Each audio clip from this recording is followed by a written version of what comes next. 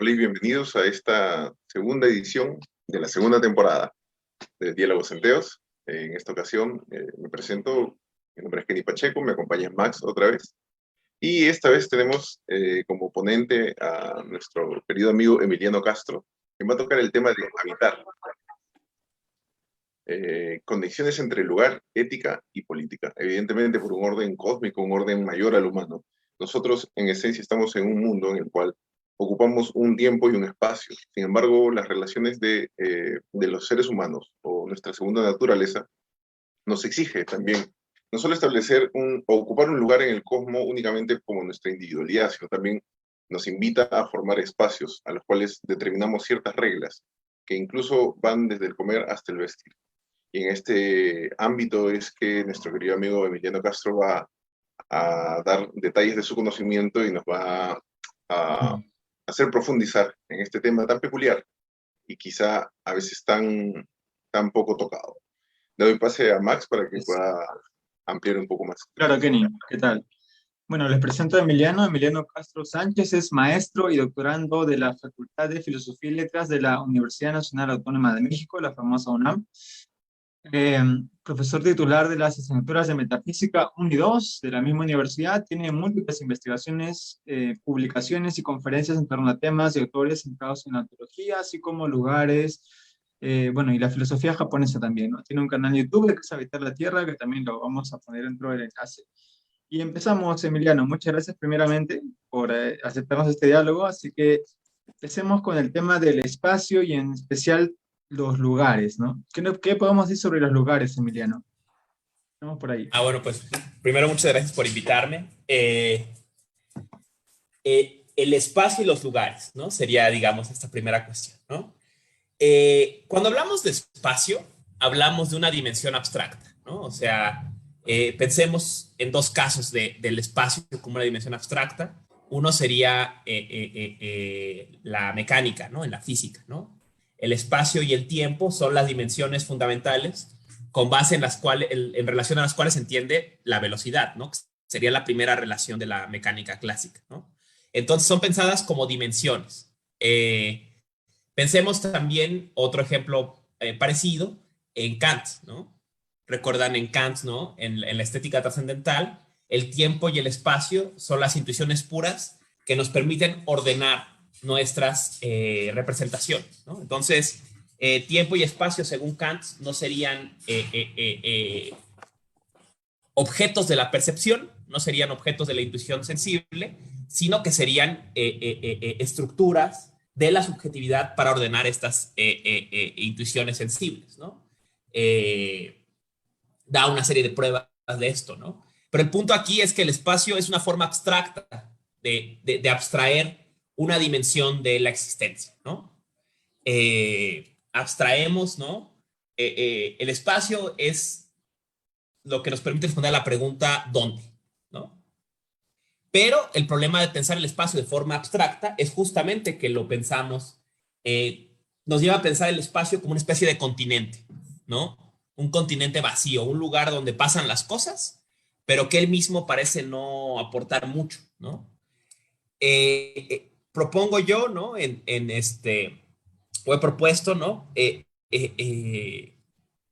si queremos entender la espacialidad, esta dimensión espacial de una forma más concreta, hay que entenderla como lugares, ¿no? Y a diferencia del espacio, que el espacio puede entenderse como una dimensión abstracta, absoluta, como un continente vacío, en que no cambia, no pasa nada, ¿no? Los lugares son acontecimientos, ¿no?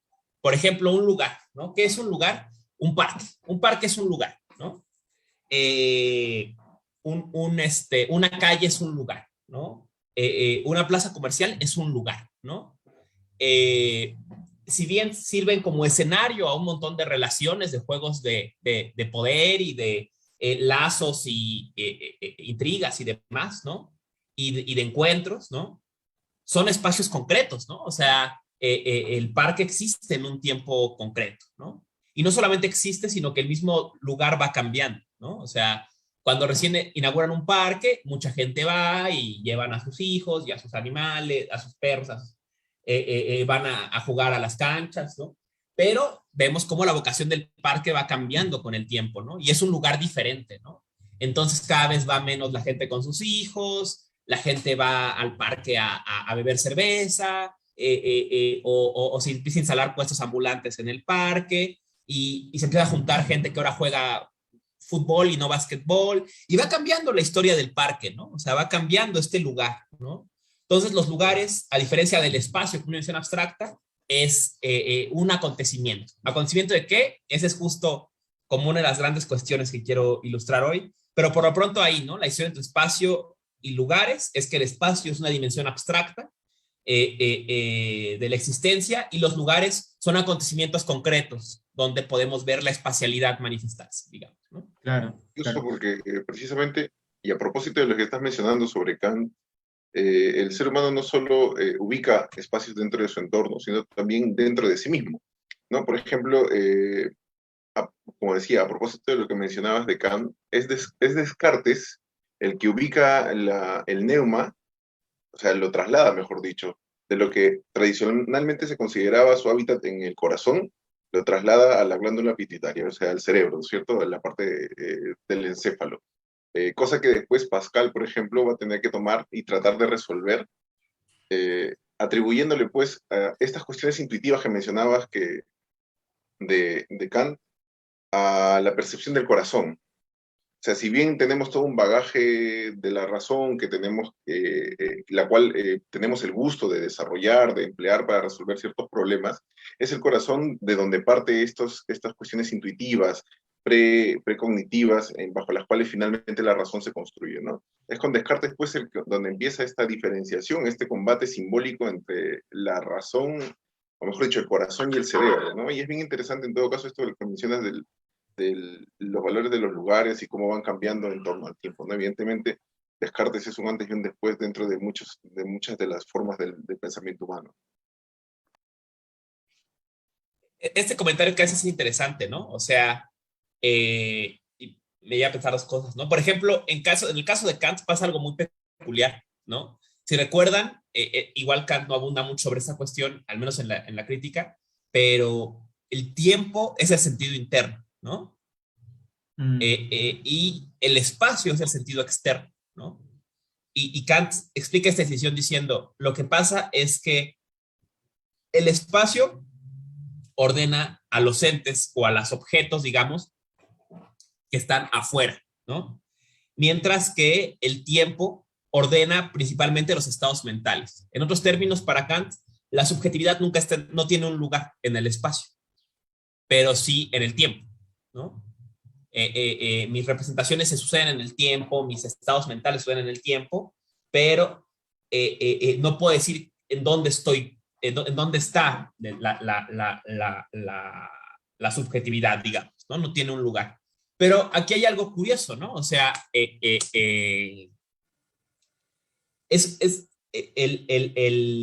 quiere decir que al menos en Kant, ¿no? El espacio va a pensarse con la dimensión de la exterioridad, la dimensión del afuera, ¿no? Y el propio concepto de exterior y de afuera son conceptos temporales, ¿no? Conceptos espaciales, perdón, ¿no? Referencias espaciales, ¿no? Si siguiéramos a Kant, podríamos decir entonces que existir, ¿no? Esta noción fenomenológica de existir, de estar echados fuera, ¿no? Es una noción marcadamente espacial, ¿no? Aquí por eso, por ejemplo, Watsuji se sorprendía cuando leía Ser y Tiempo de Heidegger, filósofo japonés, Watsuji Tetsuro, cuando leía a Heidegger, decía, es que ¿por qué Heidegger intenta explicar la existencia desde la temporalidad y no la intenta explicar desde la espacialidad, ¿no? Pareciera, agregando algo a Watsuji, ¿no? Que existir, estar echados fuera, volcados al mundo, es un fenómeno marcadamente espacial, ¿no? Y por otro lado, un poco abundando a lo que decías, ¿no? El propio Watsuji se propone, ¿no? En su obra Fudo, traducida al español como Antropología del Paisaje, explicar la existencia desde la perspectiva de la espacialidad, ¿no? Y va a pensar instancias de la espacialidad Y él se enfoca en el clima, ¿no? Particularmente en el ambiente y en el clima. Pero va a dejar un guiño que unos alumnos rescatará a finales del siglo XX, inicio del XXI, y es decir, el lugar más fundamental, la forma más básica de espacialidad o el lugar que existe, el ambiente más básico, digamos, es el propio cuerpo. El cuerpo es un lugar, el mismo, ¿no? Y es, digamos, un ambiente de relaciones y demás, ¿no? Y esto lo va a rescatar su alumno, disculpen su nombre porque siempre es un poco difícil de pronunciar, es su alumno Yasuo Yausa, en su famoso libro de los 80s, creo que se llama El cuerpo, ¿no? En que va a rescatar la tradición del chi en la medicina china para hablar del cuerpo como como un ente. Dice, el cuerpo no es un objeto. El cuerpo tampoco es un sujeto plenamente. El cuerpo es la membrana, ¿no? Entre todas las dimensiones, digamos. Todo lo que pasa cruza por el cuerpo, ¿no? Y por eso los chinos pensaron el cuerpo como con la categoría de ki o de chi, ¿no? Esto es como un cuerpo energético, como un flujo de energías y no como un objeto inerte, ni como, como la conciencia, ¿no? Sino con su propia dimensionalidad que no es ni subjetiva ni objetiva, ¿no? Pero en fin, un poco abundando esta idea de que hasta el cuerpo es un lugar en algún sentido, ¿no? Y este dilema kantiano, ¿no? De que la conciencia no está, la subjetividad no está en el espacio, sino solo en el tiempo, ¿no? Claro, Emiliano, retomando la tradición oriental, yo recuerdo que en el Tao, bueno, las escuelas antiguas de la China, hablaban del espacio, pero también del vacío. Y de hecho, el vacío es lo que le da sentido al espacio, ¿no? Porque uno, o sea, la silla es útil porque hay un espacio vacío, un cuarto es útil porque hay un espacio vacío, ¿no? De hecho, es el vacío para, hasta donde he entendido, ¿no? Para ellos lo que le da esa primacía, ¿no? Más que el que un objeto esté ocupando un lugar es que se puede utilizar dentro del vacío que lo rodea y donde está también. Sí, es un muy buen ejemplo, ¿no? Este ejemplo del Tao Te Ching de la ventana, de la jarra, ¿no? Que es un ejemplo que también reaparece en Heidegger, ¿no? Heidegger, saben ustedes, alrededor de los años 50 se obsesiona con el Tao Te Ching, ¿no? Intenta hacer una traducción del Tao Te Ching y es obvio en sus obras de regreso a la vida pública, conferencias, artículos, que Heidegger se ha apropiado de conceptos del Tao Te Ching hasta el cansancio, ¿no? Y en conferencias tan importantes como La Cosa, pues el Tao Te Ching resuena mucho, ¿no? Y recuerda, ¿no? En La Cosa, por ejemplo, la conferencia de La Cosa de Heidegger, vuelve sobre este ejemplo del jarra, ¿no? Y dice, los muros de la jarra no hacen más que recubrir la funcionalidad de jarra que está en su vacío, ¿no? Entonces, también pensamos este vacío no como una simple ausencia, sino también como un plano de relacionalidad, ¿no? O sea, la ventana está vacía porque es un juego de relaciones, como diría Heidegger, un juego de espejos de los cuatro ángulos, ¿no? De la ventana, ¿no? La jarra está vacía porque es un juego de relaciones de las paredes de la jarra, ¿no? Entonces, vemos en el Tao Te Ching la importancia de las cosas y de las no cosas, ¿no? En algunos pasajes del Tao Te Ching, en algunas traducciones, se habla, por ejemplo, del espíritu del valle, ¿no? A mí esta imagen me gusta mucho, ¿no? Dicen, hablan del Tao, de este principio innombrable, y la describen como la hembra misteriosa, ¿no? Y dice, la hembra misteriosa es como el espíritu del valle, ¿no? Y pensemos en un valle, ¿no? O sea, el valle es es un hueco, ¿no? Contrastando con la montaña, ¿no? Que es una protuberancia, algo que está ahí. El valle es una ausencia, ¿no? Es el momento contrario a la montaña, ¿no? Entonces vemos y la utilidad del valle, igual que la de la jarra, está en el claro que deja, ¿no? En el claro que deja que permite que acontezcan cosas, ¿no? Por ejemplo, la Ciudad de México está construida dentro de un valle, ¿no? Y en este valle, y es de este juego de relaciones entre las montañas y los volcanes, ¿no? Que forman el Valle de México, que se crea este claro, este espacio en que puede acontecer la Ciudad de México, ¿no? En que ha acontecido desde México Tenochtitlan este asentamiento humano, ¿no? De tantos cientos de años, ¿no? Pero vemos, ¿no? Entonces, volviendo a este tema del Tao Te Ching, ¿no? Cómo es necesario pensar las cosas, y eso tocará otro tema, ¿no? Pero solo mencionarlo, ¿no? La tradición metafísica desde tiempos de Aristóteles ha intentado explicar los entes preeminentemente en términos de sus propias cualidades, en términos de ellos mismos, ¿no? En términos de su esencia, ¿no? Pero pensarlos desde su lugar es pensarlos desde sus relaciones, ¿no? O sea, no solamente a ellos mismos como entidades autosubsistentes, ¿no? Que se sostengan solas, sino en sus juegos de relaciones, ¿no? El ejemplo de la jarra, el ejemplo del valle lo muestra, ¿no? La jarra no se entiende sola, sino es un juego de relación, ¿no? Es el vacío de la jarra está recubierto, abrazado por las paredes, ¿no? Y es el juego de relación de las paredes lo que abre este claro que permite sostener el vino, ¿no? Como dice Heidegger, ¿no? Entonces, un poco creo que la invitación del Tao Te Ching, entre otras, es esa, ¿no? Pensar las cosas desde su forma, digamos, de sus cualidades, pero también desde su no forma, ¿no? Desde sus relaciones, sus espacios de acontecer, ¿no? Digamos. Claro, claro. Acá quería también hacer una acotación respecto a los lugares también, pero ¿qué tal, qué hay de los lugares sagrados, de los espacios sagrados, ¿no? Recordemos la palabra, por ejemplo, el profano, ¿no? El profano y lo sagrado. El profano es lo que está fuera de un templo. Dentro de la cosmovisión ancestral antigua, ¿no? Siempre estaba presente pues el esquema divino, y para ellos ese lugar donde caía, donde había una manifestación, donde la tierra se juntaba con el cielo, o de la forma en que queramos decirlo, formaba un espacio sagrado, ¿no? Ese espacio sagrado tenía esa característica de conectar, pues, diferentes estados del ser, ¿no? En este mundo, pues, actual, moderno, ya también yendo un poco al tema de los demás temas, diríamos que esos espacios sagrados se han perdido de alguna forma, ¿o cómo lo ves tú, Emiliano? O ya no podemos hablar de espacios sagrados, en fin, están dentro de otra categoría. Esta pregunta es interesante, ¿no? O sea,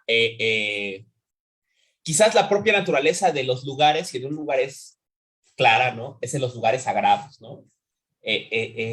Pensemos en el relato del templo griego, en el origen de la obra de arte de Heidegger, ¿no? O sea, el templo es donde se relaciona todo, ¿no?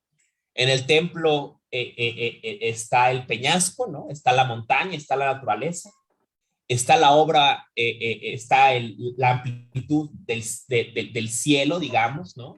Del espacio donde habitamos los humanos, está la obra humana de los mortales, ¿no? La obra del templo, ¿no? Y está también la relación con lo otro, ¿no? Que son los dioses, ¿no? Entonces, los lugares sagrados, y esto va al punto que no logré plantear hace rato y que quiero ahora, digamos, redondear para explicitar mi posición, ¿no? ¿Qué es un lugar y cómo es que un lugar es un acontecimiento? Los lugares son acontecimientos porque un lugar no es sino un juego de relaciones, ¿no? Si renunciamos a pensar el espacio como una dimensión abstracta, si renunciamos a pensar el espacio como un continente vacío y lo pensamos como lugares concretos, estos lugares concretos no son sino las relaciones que los atraviesan, ¿no? No es que esté el parque y luego la gente que lo usa, es que el parque solo es la gente que lo habita, y las personas humanas y no humanas y las plantas y las relaciones que se atraviesan ese parque, ¿no? Esto es clarísimo en el templo, ¿no? En el templo se atraviesan las personas que llegan, se atraviesa siempre alguna conexión con lo natural, ¿no? Y atraviesa también la cultura, digamos, humana y lo sagrado, ¿no? Usando un ejemplo de la tradición inca, ¿no? Pensemos en la chicana, ¿no? En la cruz, ¿no? Este cruce de las cuatro dimensiones del cosmos inca y su ente, ¿no? su en medio, ¿no? Y cómo en algunos templos, por ejemplo, en algunos montículos, ¿no? De adoración a Pachamama, se busca emular este en medio, ¿no?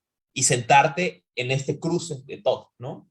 Y cómo desde ellos se descansa en la piedra, ¿no? De la arquitectura humana, de la cultura, pero se abre la amplitud del cielo de Cusco y se atestigua también las llanuras, ¿no? O sea, se da todo este juego, ¿no? O sea, los lugares sagrados son lugares de relaciones, ¿no? Digamos, ¿no? Y es donde se hacen manifiestas las relaciones más fundamentales, digamos, ¿no? Pensemos otro ejemplo, ¿no? En el templo griego, ¿no? Es en la cima de estas montañas típicas de la ciudad griega en que se encuentran los dioses, los humanos, con su cultura, su política, pero también se hace presente la vista al Pireo, ¿no? La vista al puerto, ¿no? La vista a lo otro, ¿no? Desde los campos de olivos que rodean la ciudad hasta más allá, ¿no? Hasta los mares, ¿no? Y los caminos que llevan a otras polis, ¿no? Entonces, en este lugar, ¿no?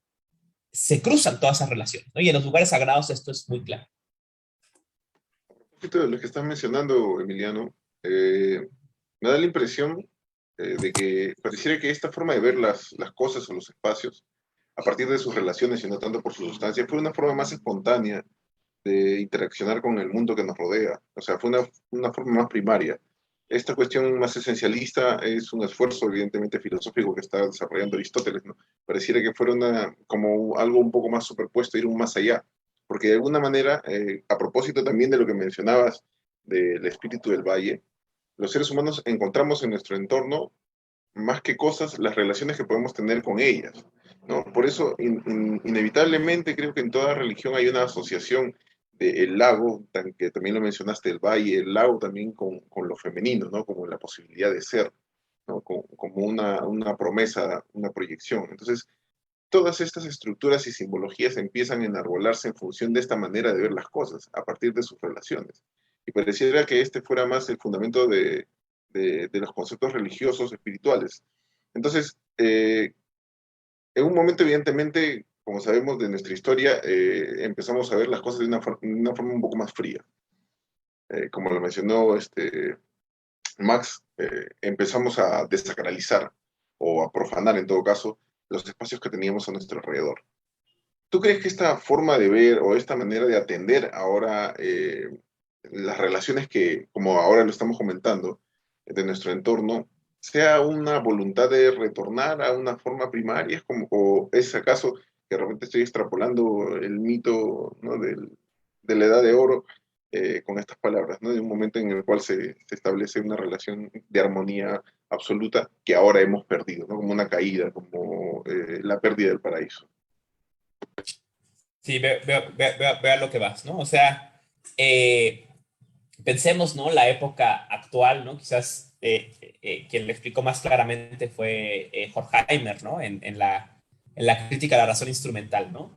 Pasamos de la época que es la razón objetiva a la época de la razón subjetiva, que es ¿para qué me sirve? ¿No? La pregunta ¿para qué me sirve? ¿No? En que el ser humano se vuelve el centro de la red de referencias de todas las cosas, ¿no? O sea, la pregunta no es qué es la montaña, sino para qué nos sirve la montaña, ¿no? ¿Qué es el río, sino para qué nos sirve el río, ¿no? Y esto lleva a lo que Heidegger describe, convertir al mundo en una gran estación de servicio, ¿no? Todo es la naturaleza es un gran almacén que está solo para servir nuestras necesidades, ¿no? Y para que extraigamos de ahí lo que queramos, ¿no? Obviamente, ¿no? Pensar los lugares de forma como relaciones, ¿no? Implica un cambio de perspectiva, porque es una forma de pensarlos no objetiva, ¿no? No se les piensa como objetos, ¿no? Se les piensa como bien dices, una forma más espontánea, puedo decir como acontecimientos, como cosas que pasan. Digamos, ¿no? Esto tiene una consecuencia muy clara en la dimensión, una consecuencia muy clara para la ecología, ¿no? O sea, los ecosistemas, y esto cualquier biólogo lo sabe, no son constructos dados para siempre. Acontecen en un tiempo. Y una vez que estas relaciones se transforman, el ecosistema se transforma y eventualmente desaparece, ¿no? Este debate se ha dado mucho con los animales en peligro de extinción, ¿no? Podemos, por ejemplo, reinsertar, ¿no? Como se hizo, por ejemplo, en Yellowstone, ¿no? Poblaciones de lobos, ¿no? O en el caso de México, ¿no? Liberar a ballenas que estaban en cautiverio, en el caso de Keiko, ¿no? La ballena que salía en la película de Brenna Willy, que estaba aquí en México, liberarlas e integrarlas otra vez a su hábitat, ¿no? Pero lo que los humanos no entendemos es que su hábitat ya no existe. Ya se destruyó por todo el cambio, juegos de relaciones. Entonces llegan a jugar a un nuevo juego, ¿no?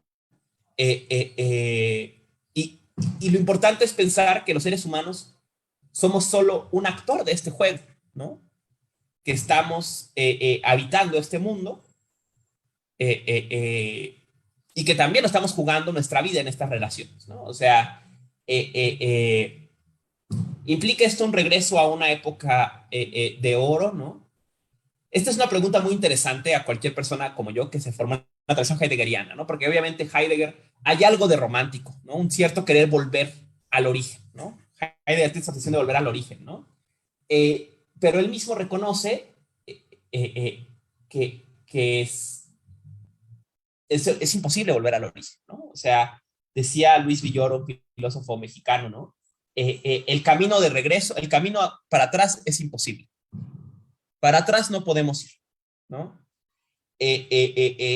La confrontación con nuestra tradición, ¿no? La confrontación, la deconstrucción de la forma en que hemos pensado lo que es, ¿no? En este caso, por ejemplo, la dimensión del espacio, la forma en que hemos pensado la espacialidad en Occidente, ¿no? Nos remonta obviamente a lo pasado, pero no es un pasado en el que podamos descansar, ¿no? Sino es una invitación decía Heidegger, ¿no? A ser más futuros que el pasado, ¿no? A, a, a pensar todas las posibilidades que quedaron en ese pasado sin realizarse y desde ahí construir nuevas posibilidades, ¿no? Yo soy bastante crítico de estas romantizaciones del pasado, ¿no? Por ejemplo, en la filosofía japonesa son muy comunes, ¿no? La idea de que la filosofía occidental es un esfuerzo fútil, violento y demás, y que todo lo asiático es maravilloso, ¿no? Y esto es una mentira, ¿no? O sea, hoy en día no se trata de regresar a las tradiciones acríticamente, ¿no? A otras tradiciones no occidentales acríticamente, ¿no? Sino de que hoy por hoy podemos integrarlas a la discusión y desde este diálogo o discusión crear nuevas formas de pensar, ¿no? Crear nuevas posibilidades para el pensar, ¿no? Entonces, obviamente, concretando, ¿no? Si bien este esfuerzo de cuestionar nuestra forma de entender la espacialidad en la tradición occidental nos remonta al pasado, no es para descansar en el pasado, sino para desde ahí encontrar otras formas de pensar para el porvenir, ¿no? Encontrar otras formas de relaciones para el porvenir que no necesariamente existieron antes, ¿no? No necesariamente existieron antes, sino que estuvieron quizás guiñadas como posibilidad desde otro tiempo y que hoy se nos abren como una alternativa. Claro. Emiliano, tenemos una pregunta de Jocelyn Alata. Nos dice, comentando el tema del habitar, ¿no? ¿Cómo relacionar el lenguaje con los lugares? Aquí hablaríamos de emblemas, símbolos como más cercanos al habitar. Esto es muy interesante, ¿no? O sea, si pensemos,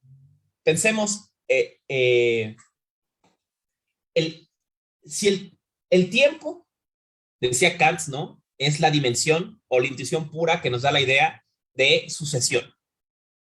Y con eso nos da la idea de cambio, ¿no? Es en el tiempo que las cosas cambian. Y por eso el tiempo está tan profundamente conectada a la historia, ¿no? Pero, dice Kant, ¿no? El espacio es la dimensión de la simultaneidad, ¿no? Y con ello, ¿no? El espacio, la espacialidad, está marcadamente conectada a lo que podríamos llamar ser con, a las relaciones, ¿no? Es en el espacio donde nos encontramos con los otros y con lo otro, ¿no? Necesitamos un lugar para encontrarnos con los otros, ¿no? O sea,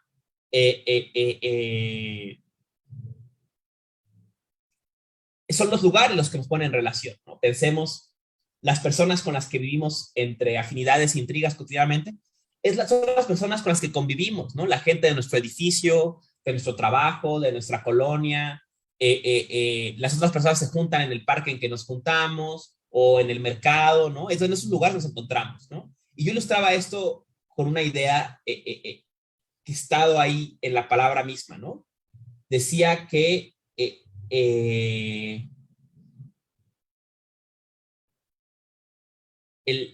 no hay política sin polis, ¿no? La política son los asuntos de la polis, ¿no? La política siempre está referida a un lugar, ¿no? No hay política que no sea de un lugar. Tampoco hay ecología que no sea de un oikos, que no sea de un lugar, de una casa, ¿no? No puedes hablar del logos de un lugar, de la ecología, del ecosistema, sin hablar del oikos, del lugar. Hay un sistema que está localizado en un lugar, ¿no?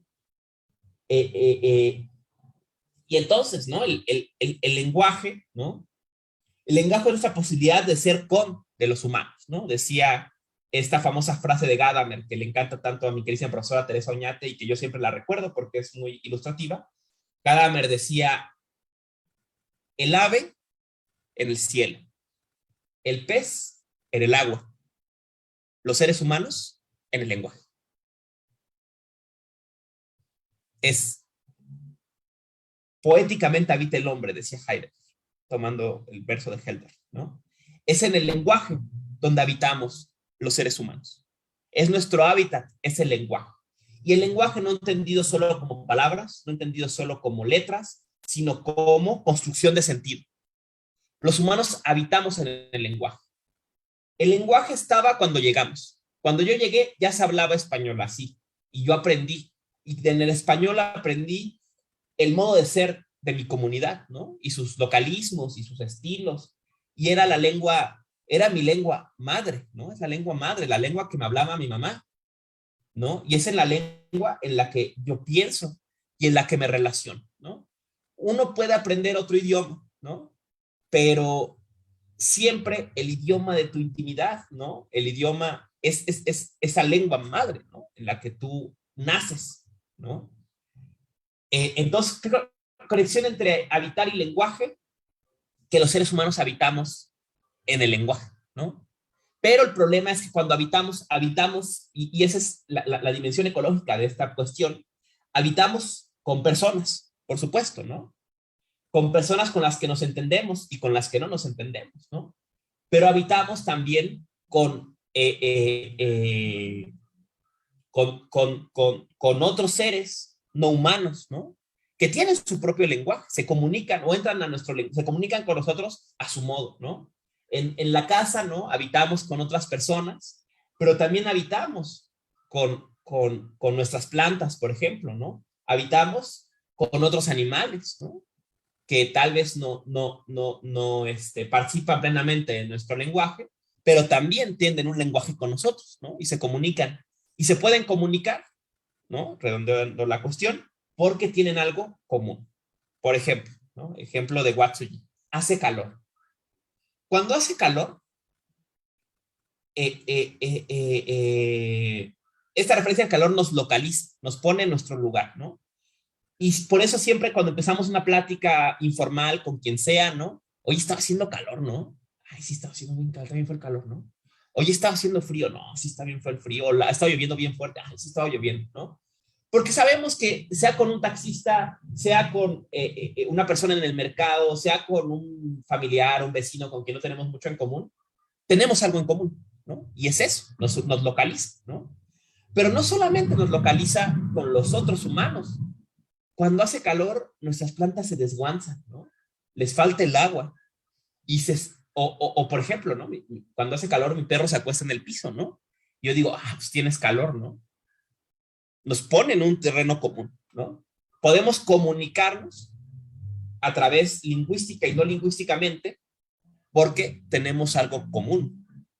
Tenemos, y eso común es este lugar en que somos con, ¿no?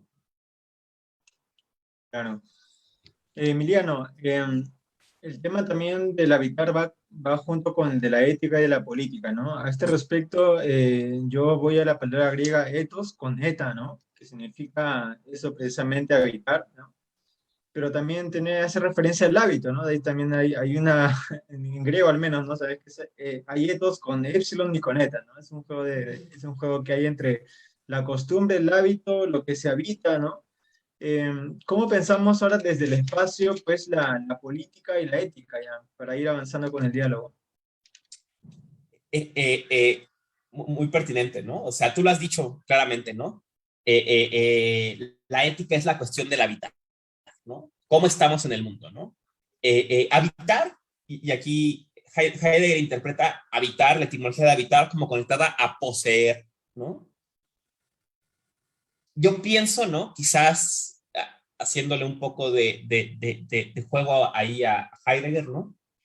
Habitar, en su etimología, ¿no? Me parece que el sentido que quieren subrayar es el de persistir, ¿no? Más que poseer, el de persistir. O sea, habitamos y hacemos hábito y portamos el hábito, ¿no? Los tres sentidos que se plantean en el español, ¿no?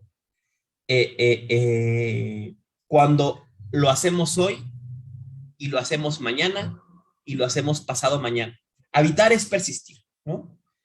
¿En qué persistimos? Esa es la cuestión ética, ¿no?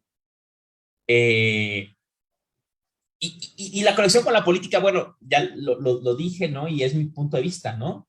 No hay política sin polis. Y si no hay política sin polis, quiere decir que toda acción política está localizada. Más aún, ¿no? Decía en una conferencia hace poco, ¿no? Este es el sentido profundo de esta frase de existir es resistir. Existir es resistir porque el solo hecho de estar es una acción política. El solo hecho de que yo esté aquí es una acción política, ¿no? Porque es una acción que me pone en relación con todos los que habitan este espacio, ¿no? Pensemos, ¿no? En las situaciones de la migración, por ejemplo, ¿no? La migración tiene unas profundas consecuencias políticas, ¿no? Y la acción política que el migrante hace es simplemente estar o no estar, ¿no? El migrante deja unas huellas políticas increíbles en su territorio cuando se va, porque no está. Porque todas las relaciones cambian porque no está. Aquí en México hay muchos pueblos en que no hay hombres, porque todos se han ido a trabajar a Estados Unidos, y que eso cambia todas las relaciones de esa comunidad.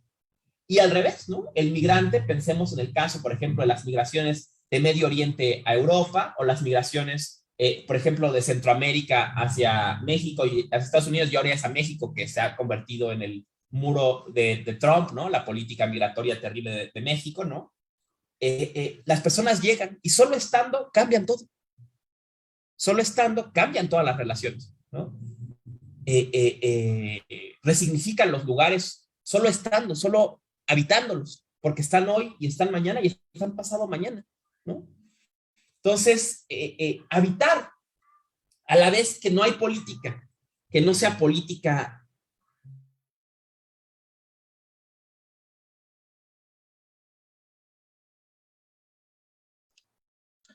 Tenemos un pequeño problema con la señal. Un momentito, por favor.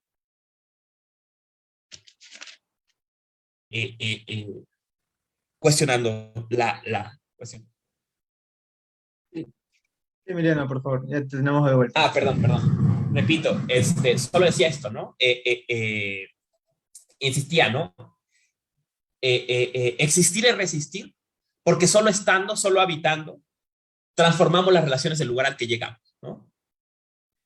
Daba el ejemplo del migrante, no solo estando, cambia todas las relaciones políticas del lugar, ¿no? Entonces, ¿Cuál es la conexión entre habitar y ética? Son lo mismo.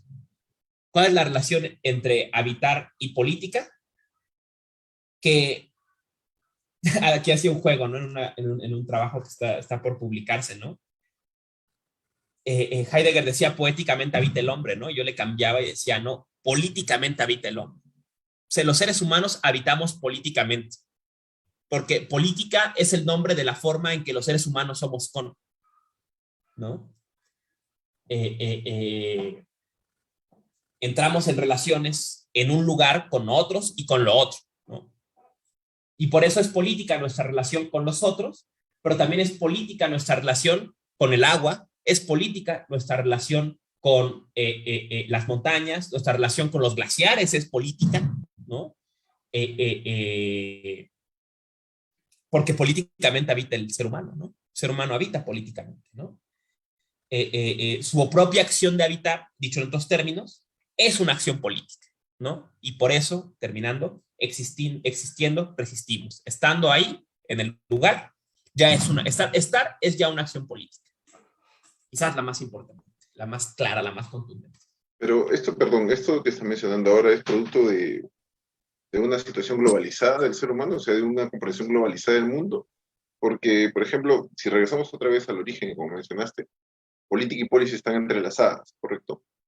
Y evidentemente no podemos negar, hay incluso algunos que podrían acusar de chauvinista el espíritu de las polis griegas, ¿no? Que eran muy, amaban mucho sus costumbres, sus recursos, sus bienes, hasta que aparece un tipo de la escuela cínica y dice, bueno, le pregunta de dónde eres tú y él le dice, yo soy cosmopolita, que es precisamente esa visión o ese entendimiento de lo político, pero más allá de la simple frontera de la ciudad o de la polis, ¿no es cierto? Entonces, esto que me estás mencionando ahora, que nuestra actividad política, y ahora ya plenamente consciente, digamos, del impacto que podría tener nuestra conducta con los diferentes áreas del mundo, de la atmósfera, del ecosistema, vendría a ser más un producto ya de una temporada de entendimiento globalizado o corresponde también a una forma primaria de ver las cosas, ¿no? Eso me gustaría que pudieras comentar. Esto que dices es muy cierto, ¿no? O sea, la polis, en su sentido más fundamental, es la ciudadela, ¿no? O sea, el asentamiento humano amurallado, ¿no? Eh, eh, eh, pero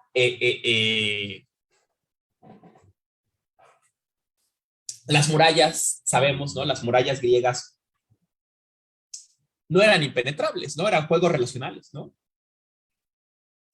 El asunto de la polis es el asunto de un lugar delimitado, digamos, ¿no? De un lugar con peiras, dirían los griegos, ¿no? Pero estas peiras son permeables, ¿no? O sea, la polis está en relación también, decíamos, ¿no? Con los campos de olivo que las rodean, está en relación con el peñasco, está en relación con el Pireo, en el caso de Atenas, con el puerto, y está en relación también con el extranjero, ¿no? Está en relación también incluso con el bárbaro, ¿no? Pero desde este lugar, ¿no? Desde el bárbaro y el extranjero son entendidos en términos de el que llega a este lugar de fuera, ¿no? Pero sí entendido en referencia a este lugar, ¿no? Decir que somos el cosmopolitismo, ¿no? Siempre corre el riesgo, ¿no? De abstraer las diferencias específicas, ¿no? De cada lugar, ¿no? Somos cosmopolitas. Decir que somos cosmopolitas, ¿no? Desde mi punto de vista, debería ser reconocer que todos habitamos también una polis, ¿no? Y esa polis es el planeta Tierra, ¿no? Y que eventualmente habitamos en el sistema solar y que eventualmente habitamos en nuestra galaxia y en el cúmulo local, ¿no? Pero habitamos estos espacios, estos lugares, ¿no? Pero por de ser cosmopolitas, por habitar estos lugares más amplios, no dejamos de habitarlos desde la Ciudad de México. Y no solo en la Ciudad de México, esto ya muy abstracto. Yo habito en mi colonia, en las 5 o 10 cuadras en que me muevo, o 20 cuadras, ¿no? Son los lugares que habito, que son parte del cosmos, por supuesto, ¿no? En fin, ¿no? O sea, lo que me parece crucial es que rescatemos en la política la referencia a lo local, ¿no? En su sentido más literal, o sea, al lugar, ¿no? Al lugar. Y que cuando hablamos de cuestiones planetarias, reconozcamos, como decían los teóricos de la arquitectura del siglo XX, ¿no? Que habitamos en la nave planeta Tierra también, ¿no? Habitamos en este lugar que compartimos también, ¿no? Y que compartimos con los otros y con lo otro, ¿no? Hoy vemos, por ejemplo, cómo lo que pasa en otros continentes, por ejemplo, la guerra en Ucrania, ¿no? Nos afecta también, ¿no? Nos atraviesa, porque estamos todos en el mismo barco, digamos, ¿no? Pero lo que me parece crucial, ¿no?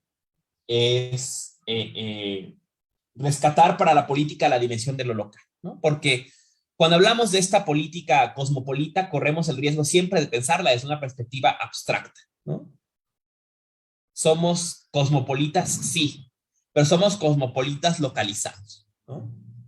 El hecho de que yo me identifique o me localice con mi comunidad en la que me muevo no quiere decir que desconozca o que no me reconozca también como parte de otras comunidades más amplias, eventualmente quizás las más amplias, ¿no?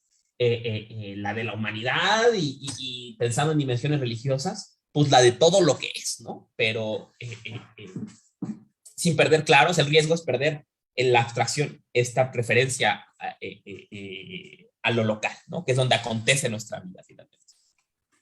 Vale. Tenemos una pregunta, Emiliano. Dice, ¿qué impacto tendría este entendimiento del habitar en la forma de educar de nuestra sociedad contemporánea? Al educarnos y educar, ¿tomamos realmente en cuenta el habitar? A este respecto, yo recuerdo una anécdota. Yo estuve en la selva de Perú hace unos años atrás con unos amigos y fuimos a una escuela primaria y pues el maestro de esa escuela, para gusto de nosotros, educaba conforme a las condiciones climáticas que ellos tenían, conforme a las frutas que conocían, ¿no? Entonces, la educación de ellos era bastante localizada en cuanto a lo que necesitaban primeramente, pero a la vez nos decía que el hecho de que él haga esta escuela de especie de alternativa también los impedía, pues, un poco a sus estudiantes, ¿no? Para que puedan, pues, postular a lugares más académicos con más desarrollo, en fin, ¿no? Bueno, la pregunta va por ahí, por la educación y el habitar. Este ejemplo que haces es muy bueno, ¿no? En México hemos tenido este problema desde hace ya casi 10 años, con la reforma al nuevo modelo educativo en la educación básica en México. Se ha intentado implantar un modelo de educación homogénea para todo el país, ¿no? Y la idea es que en México se enseñe, en todas las escuelas se enseñe computación e inglés, ¿no? En la educación básica. Pero pues los maestros han dicho, bueno, es que hay muchas comunidades en México en que, número uno, no se habla español. Número dos, no hay electricidad. Y número tres, hay un montón de necesidades y de saberes que no quedan satisfechos por esta educación, ¿no? Lo que pretendía el gobierno con el nuevo modelo educativo era que en todo México todos supieran lo mismo, digamos, ¿no? Homologar la educación, ¿no? Y lo que los maestros cuestionaron desde el 2013, ¿no? Era la idea de, bueno, y en realidad todo México es igual, como para que todo el mundo tenga que saber lo mismo, ¿no? Recientemente una alumna mía se hizo su tesis, ¿no? Sobre Edith Stein y la Gisela, mi queridísima alumna Gisela, ¿no? Hizo su tesis sobre Edith Stein y la empatía. La empatía en Edith Stein ella la pensaba para la educación, ¿no? El rol de la empatía en la educación, aquí la refiero al trabajo de Gisela, ¿no? Decía es que la empatía, quien tiene que ser empático en la educación es el maestro, el educador, ¿no? Y entender que sus alumnos son diferentes, ¿no? Y no educar desde un modelo homogéneo, sino desde sus necesidades, ¿no? Entonces, creo que esa es la cuestión de la educación, ¿no? La educación tiene que educarnos, ¿no? Para ser para reconocer nuestra singularidad comunitaria e incluso individual dentro de nuestra comunidad, ¿no? Eh, y, y, y esa diferencia no es mala, ¿no? Evidentemente, como dices, ¿no? Los alumnos que lleguen a otros niveles de educación, con esta educación no tendrán las mismas herramientas, pero no está mal que no tengan las mismas herramientas, ¿no? Tendrán sus herramientas que les servirán para enfrentar de una forma muy peculiar esos otros espacios comunes más amplios, como podría ser, por ejemplo, la universidad, ¿no? Pero sin perder su singularidad. Entonces, yo creo que la educación debe buscar localizarnos, ¿no? Y darnos herramientas, ¿no? Yo fui algún tiempo maestro de educación secundaria, ¿no? Y buscaba eso, ¿no? Tenía que dar una materia en México que se llama cívica y ética, ¿no? Enseñar a ser ciudadanos a mis alumnos, ¿no? ¿Y cómo se enseña eso, no? Yo les decía, ¿no? O sea, ¿cómo les enseño eso, no? O sea, se supone en el libro que tengo que enseñarles la Constitución y los valores y lo que sea, ¿no? Les digo, pero ustedes ya viven con gente, ustedes ya viven con otros, ya habitan, ya son habitantes de esta ciudad, ustedes ya saben, de alguna forma ya habitan con otros, ¿no? Entonces, ¿qué les voy a enseñar? ¿No? Y lo que yo pensaba en enseñarles era darles herramientas para ser con. Les decía, ustedes aprenden matemáticas por si estudian ingeniería o algo así, estudian biología, por eso les gusta, pero tienen que estudiar esto porque un día su colonia se va a quedar sin agua y van a tener que organizarse con sus vecinos para hacer algo, porque un día van a querer cortar los árboles de su colonia, ¿no? De su alrededor, van a cortarles bajarles el sueldo de su trabajo, y ustedes tienen que saber eh, eh, eh, entrar en relación con los otros, hablar, ponerse de acuerdo, crear consensos, reconocer las diversidades, ¿no? Sea lo que se dediquen, ¿no? Diría Hannah Arendt, ¿no? Educarlos para la vida activa, ¿no? Para la actividad, ¿no? Y esta actividad, ¿no? Esta educación política, digamos, pensarla siempre desde esta referencia a lo local, ¿no? ¿Dónde estamos? ¿Qué problemas hay donde vivimos? ¿Qué necesidades tenemos? ¿Y cómo podemos hacerles frente colectivo? Y ya para terminar, insistir en la importancia, ¿no? Y que no se puede educar igual a las distintas personas porque somos distintas y habitamos en lugares distintos con distintas necesidades. Pero precisamente es esta conciencia de que cada accionar nuestro puede tener un impacto dentro del otro, lo que precisamente nos exige a tener, digamos, unas reglas generalizadas, ¿no? Unas reglas que puedan funcionar para la mayoría en todo caso, porque creo que las políticas ahora es muy habitual también que las políticas se estén enfocando en las minorías, cuando pareciera que lo más sensato es que las políticas propiamente, o sea, los medios o las disposiciones que se hagan para las grandes poblaciones tengan que ver precisamente con las mayorías, ¿no? Es una cuestión cuanto menos controversial en todo caso, que es lo que estás planteando, en el cual al menos yo tengo que presentarme de una manera disidente o con el gusto también para poder conversarlo un poco más o discutirlo, ¿no? Pero a lo que quería ahora invitar a la reflexión era, precisamente ya que estamos hablando de lo contemporáneo, es innegable el impacto que ha tenido la virtualidad, y más en la pandemia, creo, eh, para el desarrollo de las relaciones humanas. Quisiera saber, Albert, tus reflexiones acerca sobre los espacios cibernéticos y la virtualidad como otro espacio más, quizá uno más fidedigno a las formas como nosotros nos relacionamos mentalmente, quise decirlo, de una forma más, ¿cómo llamarlo? Menos con las reglas, porque felizmente dentro de la virtualidad al menos hay un espacio de libertad mucho más grande, e incluso las reglas que se puedan estar empleando dentro de espacios físicos, ¿no? Así que me gustaría, por favor, si pudieras compartirnos estas reflexiones acerca de el espacio virtual o el espacio cibernético.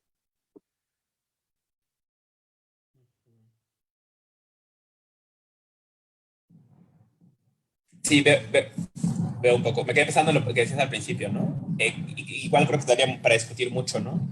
Pero siempre el riesgo de de las políticas de las mayorías es que justo se vuelven cada vez más abstractas, ¿no? Pensemos en los derechos humanos, ¿no? Derechos para todos los humanos, ¿no? Los humanos somos bien diferentes, ¿no? Con necesidades, con peculiaridades, ¿no? Entonces, al crear estos conceptos generales, tenemos que renunciar a un montón de especificidades, ¿no? Claro, son necesarias, ¿no? Pero creo que es importante siempre reconocer en ellas que estamos asistiendo a un proceso de abstracción, ¿no? Pero bueno, a la cuestión del ciberespacio, ¿no? La pandemia obviamente nos ha forzado a mudarnos cada vez más a habitar este ciberespacio, ¿no? Y yo pensaba esta pregunta como una provocación para el pensar, ¿no? Se ha hablado mucho de qué es Internet, ¿no? ¿Y qué es Internet? ¿Y qué es Internet? ¿Y qué es Internet? Yo les planteo una pregunta previa a esta. Y es, ¿dónde está Internet? ¿No? ¿Dónde está Internet? Por ejemplo, ¿dónde está? Ahorita estamos saliendo este diálogo a través de Facebook. ¿Dónde está Facebook? Facebook puede, y estas son las opciones con las que pueden responder. Podrían decirme, Facebook está en mi computadora. Entonces, de alguna forma, Facebook está en mi casa. O Facebook puede ser que esté en algún lugar de Estados Unidos, ¿no? Donde está la compañía localizada, donde esté Mark Zuckerberg, donde esté sus oficinas. O Facebook está en los cables, en el caso de México, en los cables de Telmex, ¿no? En los cables de alguna compañía, ¿no? Aquí afuera aquí frente a mi computadora está el poste de luz, ¿no? Estará ahí conectado a Internet. O a lo mejor está Facebook, está en China, en una caja de servidores, ¿no? ¿Dónde está? ¿No? Y se dan cuenta, ninguna pregunta es satisfactoria, ¿no? Digo, ninguna respuesta satisfactoria. No puede ser, no puede ser ni que esté en China, en Taiwán o donde sea que estén los servidores de Facebook, ni que esté en sus oficinas, ni que esté en los cables, ni que esté en mi casa, ¿no? Entonces, ¿dónde está? ¿No? Y lo que pensaba, o sea, lo que hacía esta pregunta, lo que dan cuenta es que no está en ningún lado. ¿Por qué? Porque Facebook es un lugar él mismo, ¿no? Él mismo es un dónde, ¿no? ¿Dónde lo viste? Ah, lo vi en Facebook. Esta experiencia seguro la han tenido, lo vi en la pandemia. ¿Dónde nos vemos? Ah, nos vemos en Zoom. Como si nos viéramos en un lugar, ¿no? Hay que vernos en Zoom. Nos vemos en Facebook. Nos ponemos de acuerdo en WhatsApp, ¿no? Son lugares. ¿Dónde te veo? Ah, te veo en el Zoom a tal hora, ¿no? Por ejemplo, ahora que nos reunimos, ¿no? Nos quedamos de ver en un lugar, ¿no? Pero ese lugar tiene unas cuestiones bien peculiares, ¿no? Entonces, con eso volví a la categoría Kimbeta Gibson en su novela Neuromancers, ¿no? La categoría de ciberespacio, ¿no? Este concepto de la ciencia ficción que se ha popularizado para escribir esta nueva dimensión de la vida humana, ¿no? Está compuesta por dos palabras, ¿no? Por dos momentos, ¿no? Y que dicen mucho, ¿no? El ciberespacio es un espacio, el ciberespacio es un lugar, ¿no? O un montón de lugares, ¿no? Y con ello, ¿no? Está condicionado a muchas de las peculiaridades de los lugares, ¿no? Por ejemplo, en ningún lugar es tan claro que un lugar se construye a partir de relaciones como en el ciberespacio, ¿no? Una red social no es sino el cruce de las relaciones de todas las personas que están conectadas a ella, ¿no? Por otro lado, también son espacios acontecimentales, son lugares acontecimentales, ¿no? Y quien ha habitado el Internet desde hace ya, no sé, los últimos 30 años, ¿no? Pues recordará que Internet ha cambiado, ¿no? O sea, Internet en los 90 era muy diferente a como es ahora, ¿no? ¿Dónde quedó MySpace? ¿No? MySpace, por ejemplo, podríamos pensarlo, Yahoo, Altavista, ¿no? YTMND, ¿no? Podríamos imaginarlos como la Atlántida, ¿no? Los continentes hundidos, esos lugares que habitábamos en los 2000 y que hoy ya no están, ¿no? ¿Y por qué cambiaron? Porque sus relaciones cambiaron, ¿no? La gente migró a habitar otros territorios, ¿no? Migró a habitar Facebook, luego migró a habitar Instagram, luego migró a habitar TikTok, ¿no? Han ido migrando, podemos pensar aquí en un proceso virtual análogo a la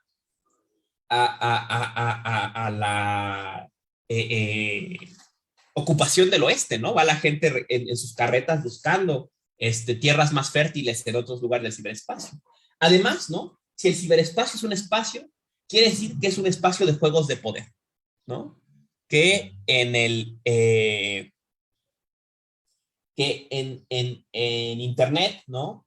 Hay juegos de poder y hay particulares intentando ejercer poder sobre quienes habitan ese espacio a partir de normarlo, ¿no?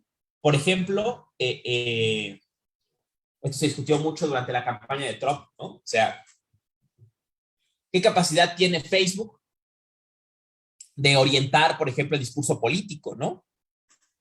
De censurar, de sitiar las páginas, de denunciar los contenidos, ¿no? Decía Foucault, ¿no? En Territorio, Seguridad y Población, ¿no? Esta clase de 60 y tantos, no recuerdo cuándo es. Decía Foucault, la mejor forma de ejercer poder sobre alguien es ejercer poder sobre los lugares que habitan, los espacios que habitan, ¿no? Esto es muy claro en Internet, ¿no? Pretenden ejercer poder sobre nosotros, ejerciendo poder sobre los lugares que habitamos, ¿no? Quieren orientarnos a comprar, a creer, a desear, a partir de ejercer poder sobre los lugares que habitamos, ¿no? Por ejemplo, para los colegas que siguen esta conferencia en México, yo quiero declarar mi odio completo al tipo del comercial de Didi, ¿no? Que sale hablando de que compró una pizza por 20 pesos. Lo odio con locura, ¿no? Porque siempre que estoy viendo algo en YouTube me sale, ¿no? Y es el mismo imbécil y ya estoy harto de verlo, ¿no? Pero me están diciendo, compra, ¿no? Compra esto, consume esto, ven aquí, ¿no? Y si quieres habitar estos espacios, si quieres ver lo que otros han subido a YouTube, tendrás que hacerlo bajo mis términos, ¿no? Quien se ha visto forzado a trabajar con YouTube, por ejemplo, yo haciendo públicas mis clases a través de esta plataforma, sé que YouTube me pone condiciones, ¿no? Ah, ¿quieres compartir tus clases? A ver, pero ¿hay contenido para niños? A ver, pero ¿hay contenido de derechos de autor? A ver, pero, ¿no? Si quieres estar aquí, si quieres entrar a este continente virtual, te va a costar, ¿no? Te va a costar hacerlo en mis términos, ¿no? Lo mismo que te nos impone, ¿no? ¿Quieres venir a comprar a una plaza comercial? Tienes que caminar por donde yo te diga, tienes que sentarte donde yo te diga, tienes que vestirte como yo te diga y tienes que irte cuando yo te diga, ¿no? Y la otra condición, ¿no? Entonces el ciberespacio es un espacio, ¿no? Es un lugar. Y muchas de las lógicas que se aplican a otros lugares, como podría ser el espacio público, la calle, el parque, el centro comercial, aplican para Facebook, YouTube, ¿no? Porque son lugares también, aunque sean lugares virtuales, ¿no? Gibson decía alucinaciones colectivas, describía al ciberespacio como una alucinación colectiva, ¿no? Creemos que hay ventanas cuando en realidad no hay ventanas, creemos que hay botones donde no hay botones, ¿no? Más que virtuales, ¿no? No hay botones físicos, digamos, ¿no? Creemos que hay personas donde hay fotos, hay textos, ¿no? Pero por otro lado, ¿no? El ciberespacio es un espacio peculiar, ¿no? Porque es un espacio cibernético, ¿no? Y esta palabra, ¿no? Ha perdido mucho su sentido. ¿Qué es lo cibernético, no? La cibernética, curiosamente, se descubrió en México, ¿no? Y se descubrió en el lugar en que menos se lo imaginarían ustedes, ¿no? Fue parte de las teorías de la información, pero se descubrió estudiando el funcionamiento del corazón. Se descubrió en el Instituto de Cardiología de México. Después de la Segunda Guerra Mundial, por un montón de investigadores que venían de Estados Unidos. Y la cibernética, ¿no? Fue un concepto acuñado para intentar explicar cómo el cuerpo era capaz de movimientos tan precisos, ¿no? Y la explicación que se ofreció era que era porque eran capaces de hacer muchos cálculos pequeños de forma muy rápida. En vez de hacer una operación muy compleja, eso se transformaba en un montón de datos simples que logran atravesar operaciones simples y ofrecían resultados, ¿no? Y eso explicaba cómo el cuerpo era capaz de movimientos tan finos, digamos, ¿no? No porque hacía una operación compleja, sino muchas simples, ¿no? Y eso es la cibernética, ¿no? ¿Qué es lo que hacen nuestras computadoras, ¿no? Un montón de operaciones simples, un número incontable de operaciones simples, ¿no? Todo el tiempo, ¿no? ¿Y esto cómo afecta al ciberespacio? ¿Qué peculiaridad tiene un espacio construido a partir de que existe en la virtualidad y a partir de un montón de operaciones simples, ¿no? Y el efecto que tiene, y que todos lo conocemos, es que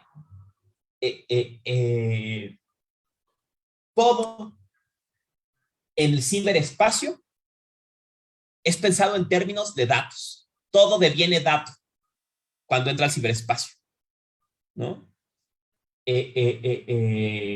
Así como el espacio físico lo habitan los cuerpos, con sus acciones, ¿no? El espacio virtual, el ciberespacio, lo habitan los datos. Y lo que busca particularmente el ciberespacio moderno es crear cúmulos de datos. Y estos cúmulos de datos les llama perfiles, ¿no? Y de ahí toda la industria del data mining, ¿no? En que todo el mundo quiere nuestros datos. En Internet, la llave de entrada a todos son nuestros datos. ¿Quieres esto? Ya Ernst Jung en sus novelas lo había predicho, ¿no? En los años, en la posguerra, ¿no? ¿Quieres la información de otros? ¿Quieres ver a tus amigos de la secundaria? ¿Quieres ver si Juanito ya cambió de novia? ¿Quieres comprar un Xbox en el marketplace? Yo te doy la entrada. Solo te va a costar algo. Que me des tu información. No mucha, ¿no? Y quien recuerda la historia de las redes sociales sabe. Primero era poca. Dame tu correo. Es más, inventa un correo y dámelo y me doy por bien servido. Pero luego es, oye, ¿y si me das también tu teléfono? Oye, ¿y si me... Y hay dispositivos hoy morbosos, como es el caso de todo Google Home, ¿no? Oye, ¿y si me das la ubicación de tu casa? Oye, ¿y si me dices en qué cuarto de la casa está este dispositivo? Oye, ¿y si me dices quién más vive en tu casa? Oye, ¿y si asocias tu cuenta que tiene toda tu información para que sepan en qué casa vives y qué haces en tu casa y qué ves? ¿No? Es un proceso morboso, ¿no? En que cada vez se convierte, le han llamado las estudiosas de este tema en Brasil, a este fenómeno lo describen como un monstruo, y ese monstruo se llama chupadatos, ¿no? Chupadatos se presenta de una forma muy amigable, pero lo que quiere es tu información, ¿no? Y esto tiene sentido, porque en el ciberespacio es un espacio en que todo es dato, ¿no? Y de ahí, ¿no? Que la guerra del Internet, la guerra por el ciberespacio, sea una guerra que se pelea con el arma de la privacidad, ¿no? Y esta discusión está presente desde los albores del Internet, ¿no? Los señores del código, los señores del algoritmo, los señores del código, quieren ejercer poder sobre nosotras y nosotros en este espacio que cada vez nos vemos forzados a habitar más, y ejercer poder sobre nosotros controlando los flujos de datos en estos espacios, cómo podemos usar estos espacios y extrayéndonos datos y creando perfiles nuestros. Y nosotras y nosotros podemos resistir usando más sus plataformas, como hacemos en el espacio público, ¿no? Usándolos mal, usándolas de forma que no es adecuada a las reglas, y defendiendo nuestra privacidad, ¿no? No dándoles lo que quieren para el perfil, ¿no? Y así como el espacio público está en una guerra eterna, este espacio público que es el ciberespacio, está también en guerra, ¿no? Entre ellos que quieren nuestros datos, entre ellos que quieren ejercer poder sobre nosotros, dominando cómo son los espacios, y nosotros que no nos dejamos, que los usamos mal, que pirateamos, que subimos contenidos inapropiados, que usamos VPNs, que creamos correos falsos, que decimos no acepto cuando nos piden su información, que no damos cookies, ¿no? Y mañana van a inventar otra cosa para tumbar nuestros torrents, para extraer nuestros datos, para forzarnos a darles su información. Pero mañana vamos a inventar algo nosotros también. Y esta dinámica que vemos, este juego de poder que vemos en el espacio virtual, también es la misma dinámica que encontramos en el espacio físico. Claro. Bueno, Emiliano, ya nos quedamos con los últimos minutos ya de este interesante diálogo. Solo quería comentar que esto del espacio cibernético, yo lo he escuchado al menos por parte de acá estudiosos peruanos también, ¿no? Que ven el mundo del metaverso, ahora que está apareciendo esto, ¿no? Y de estas plataformas, y más que todo de estos terrenos que se están comprando virtualmente, que están más caros incluso que comprarse una casa, ¿no? Porque es un negocio en el futuro. Sí. Entonces, también vemos que de parte nos están condicionando ya, están que preparan el camino para lo que vendrá, ¿no? Que también es este control del espacio virtual y de alguna forma también ya olvidamos el espacio el habitar que tenemos que no es virtual, ¿no? De alguna forma hay una competencia también entre ambos tipos de dimensiones, ¿no? La virtualidad y lo real, ¿no? Incluso ya muchos se acercan tanto a lo virtual que terminan perdiéndose también. Sé que en Japón hay, por ejemplo, casos de personas que viven así, ¿no? Todo el día jugando videojuegos, en fin, simplemente les pasan la comida, pero su vida ya es una vida, pues, simplemente de unos y ceros, ¿no? Bueno, algunas palabras de cierre, Emiliano, al paso de estas reflexiones. Esto que dices es una pregunta muy interesante y un poco la pongo sobre la mesa, ¿no?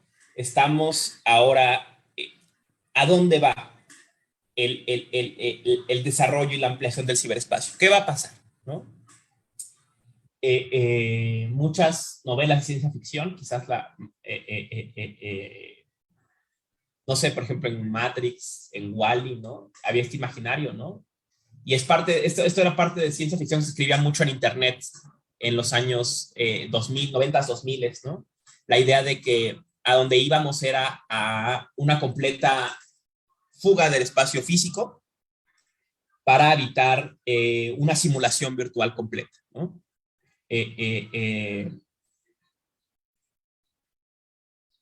Yo siento, ¿no? Tengo la impresión de que el proceso no va hacia allá, ¿no? No creo. Para empezar, creo que es muy probable que el colapso ambiental del mundo entorpezca cualquiera de estos esfuerzos, pero no creo que el futuro sea que nuestra vida pase a una simulación virtual, ¿no?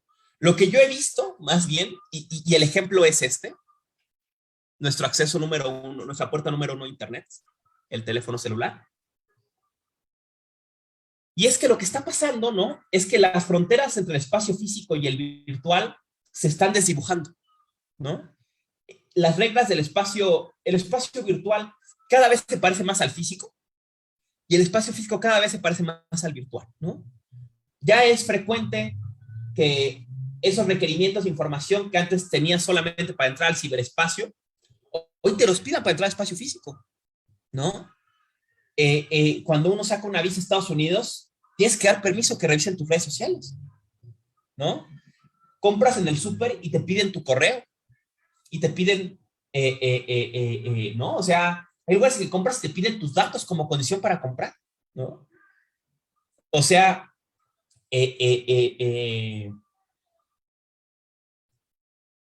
se está, no se está abandonando el espacio físico en favor del virtual, sino que está borrando la frontera, ¿no? Entonces, ese es mi sentir. de lo que viene, ¿no? El espacio virtual cada vez se va a parecer más al físico y el físico al virtual, ¿no? Y sus reglas y sus juegos se van a entremezclar, ¿no? Recordaríamos aquí, por ejemplo, algunos episodios de Black Mirror, ¿no? En que se ve como ciertas reglas de espacio virtual, como las calificaciones de interacciones, se imponen al espacio físico, ¿no? Yo siento que el porvenir de este ciberespacio va a ser ese, ¿no? La expansión y el desdibujamiento de las fronteras del espacio físico y el virtual. ¿Y por qué decía lo del teléfono? Porque es por algo que el dispositivo por excelencia de la época, de la actualidad, para acceder al ciberespacio, no sea la computadora. No es el Oculus, el dispositivo de realidad virtual, es una curiosidad que a algunos ñoños nos gusta quizás, ¿no? Pero el dispositivo por excelencia es el teléfono, porque el teléfono nos permite revolverlos, ¿no? La computadora me asienta en mi casa y me fuerza a decir aquí virtual, allá físico. El teléfono no, el teléfono puede vivir en el espacio virtual donde esté, ¿no? Puede ir a un concierto y grabarlo. Puede estar comiendo y viendo el Tinder, ¿no? Puede estar con alguien y chateando, ¿no? Se pueden entremezclar perfectamente, ¿no? Puedo conocer a alguien y pasarle mis redes, ¿no? Entonces, es el dispositivo que permite esta fusión o revoltura del espacio físico y el espacio virtual, ¿no? Pero veamos, ¿no? Veamos qué pasa, ¿no? Ya muchas predicciones del Internet no se han cumplido, sin duda, ¿no? Entonces, veamos lo que pase con Meta, veamos lo que pasa con Tierra 2.0, pero mi sentir es que el camino va a ser la disolución de la diferencia más que la fuga al espacio virtual, ¿no? Vale, Emiliano, muchas gracias por este interesantísimo diálogo. Y pues, nuestra parte, esperamos colaborar una vez más en otro próximo diálogo o por ahí, algún otro evento en el que estemos también dentro de este espacio virtual. Pues de parte de todos, te agradecemos por esta interesante conversación. Ay, muchísimas gracias, les agradezco mucho. Gracias por invitarme y ojalá sea la primera de muchas. Antes de hacer recordar a la gente que nos está viendo, la que va a ver esto, que puede seguirnos en nuestras redes. También, Emiliano, si te podrías compartir tus redes sociales, si cuentas con alguna en todo caso, para poder contactarte. Bueno, los datos que quieres ofrecer, ¿no? Este espacio virtual. Pues, ya bueno, comparten, comentan y de paso Emiliano.